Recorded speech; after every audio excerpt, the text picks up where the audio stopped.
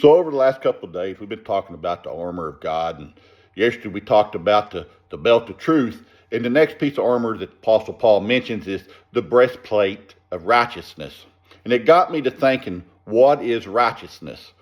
Too many times as Christians, we hear terms and words all our life, and we never truly think about the true meaning of them. We just accept them and go on and don't put much thought into them.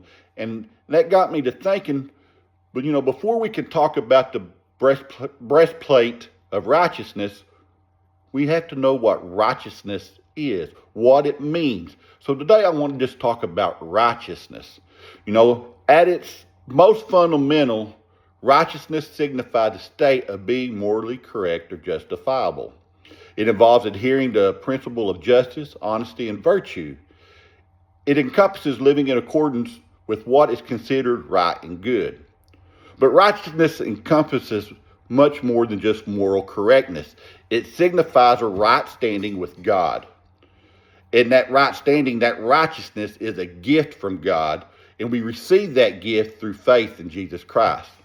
This right standing is not earned through human effort alone, but is granted by God's grace. God is the ultimate standard of righteousness because of his perfect moral nature and his just actions. He gives us the example of what righteousness is. But while righteousness is a gift, it also involves living a life that reflects God's character. This includes acting with justice, integrity, and love towards others. True faith should always lead to righteous activities and righteous actions. In essence, biblical righteousness is a combination of a God-given status of being in a right relationship with God and a lifestyle that reflects that relationship, characterized by moral and ethical conduct.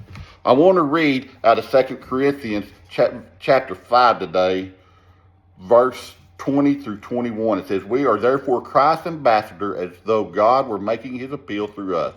We implore you on Christ's behalf, be reconciled to God. God made him who had no sin to be sin for us, so that in him we might become the righteousness of God." Are you living a righteous life? Are you living by the standard of righteousness that God set us for us? Thank you for watching this video.